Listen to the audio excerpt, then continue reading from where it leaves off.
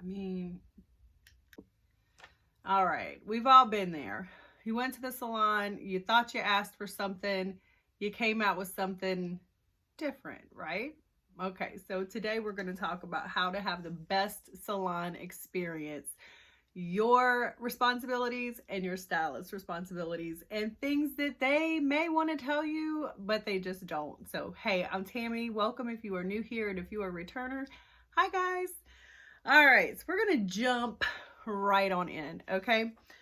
Number one, let's set some realistic expectations. I think with the internet, the rise of the internet, the information that you can find out, you definitely know if you want to go from coal black 1B hair to platinum icy hair, you're going to have to sit in that middle a little bit, unless you are willing to sit in the salon for 10 hours with your stylist and pay her a ton of money, which some of us are down to do, some of us not so much. So I forgot to mention I'm stepping back behind the chair again, so that is what prompting this video. I'm excited to be back behind the chair. Might take you guys along with me, but anyway, I digress. Set realistic expectations. I mean, chances are you've been doing some things to your hair, so you know kind of what your hair can do and kind of what it won't. The next thing, be prepared to give hair history. So that means when your stylist says, okay, what's on your hair? She doesn't mean what did you do last month. She like hair my length. I need to give a 5-year hair history if I'm going to go sit in somebody's chair, because this hair down here is old and it's been through a lot of color services. It's been through, maybe you did a straightening treatment or you did whatever, you know what I'm saying? Some of these chemicals do not mix, and it doesn't matter how long it's been since you had that service, it's going to melt your hair off. So that's why they ask for hair history. So be prepared. And even if you don't know, if you're like, girl, I've colored it 15 times since then, I don't know what all's on it, that's fine. Just let her know, so, or him know, you know what I mean?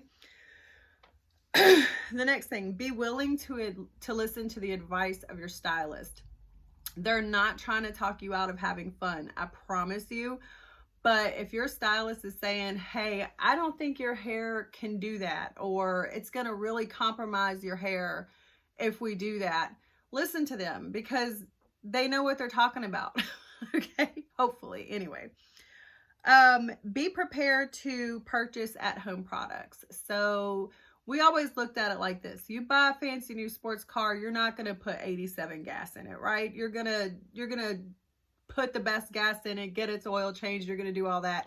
Same thing with your hair. You're not going to spend $300, $500 to get your hair color and then go put Suave on it at home and strip all that out, right? So be prepared in your budgeting to prepare for the items that your stylist is going to recommend.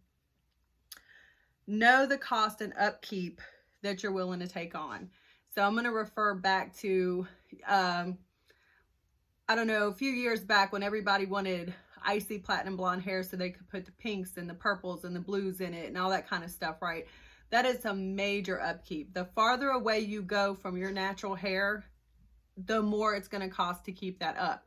Know in advance, okay, I'm not willing to come in and get my hair done every, 4 weeks. I want to get a service that I can do every 6 months or a year. Like I want a balayage or something, you know what I mean, to work with my natural hair, versus I need my roots done every 3.5, 4 weeks, and I need a toner in between services, and I need my fashion colors. Do you see what I'm saying? Like that can elevate that price and that cost to keep up.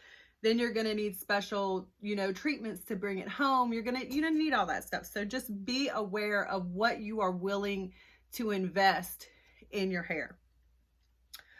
Bring a few pictures of style and colors, okay?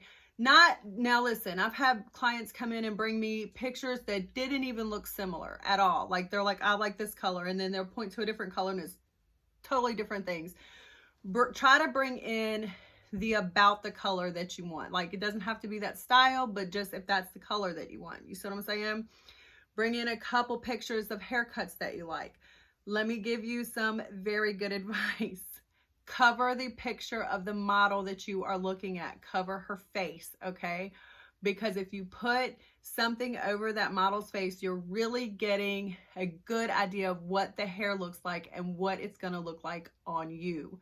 Because sometimes those models, the hair isn't all that, you know what I'm saying? It's just that model can rock it. She's pulling it off. You know what I'm saying? Have a good attitude and be patient.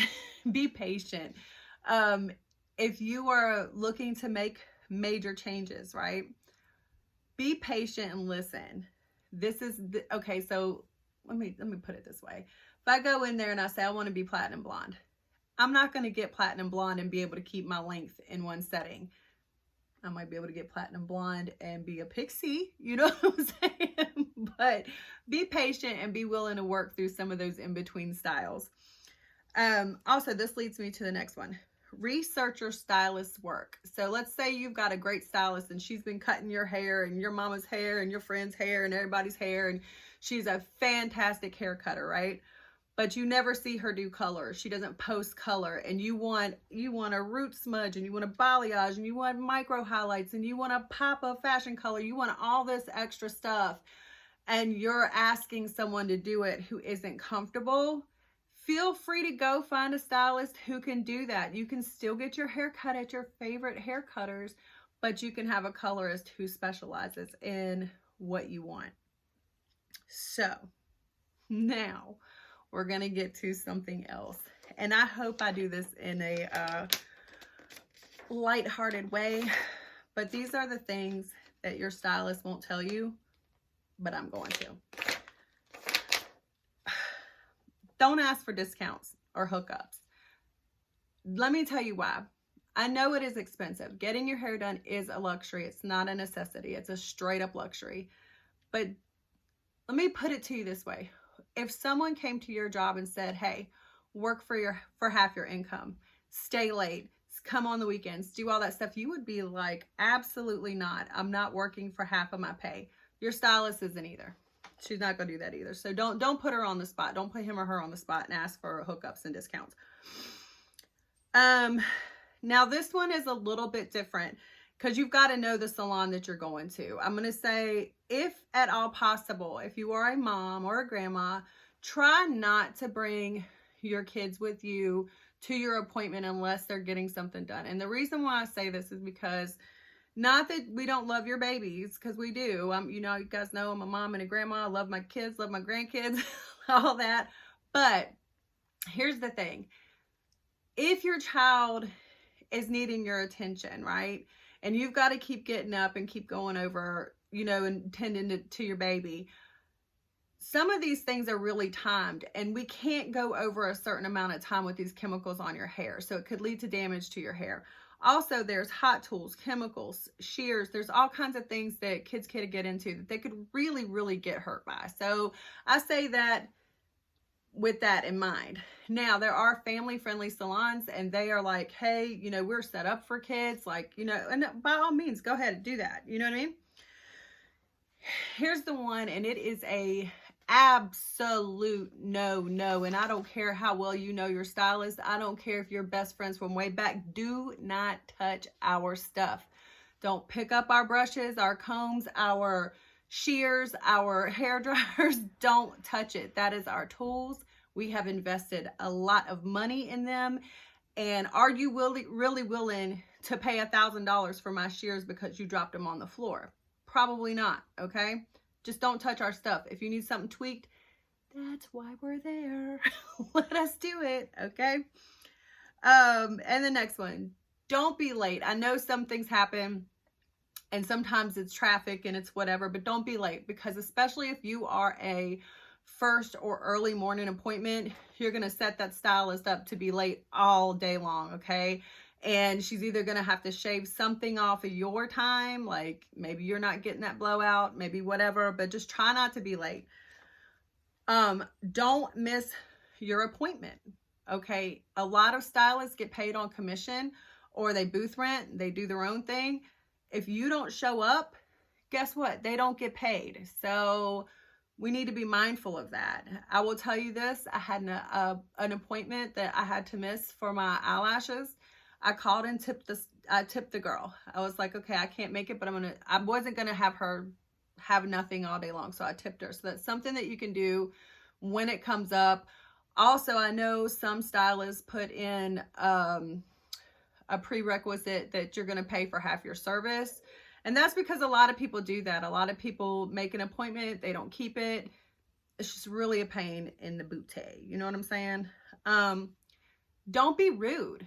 Like, I think that goes without saying, but don't be rude. Don't come into your stylist chair and being rude and bossy and talking about your real job and your whatever kind of stuff. Like, we're there to make you feel good. We're a service provider, but we're not there for you to talk down to us. And some stylists will put you straight out.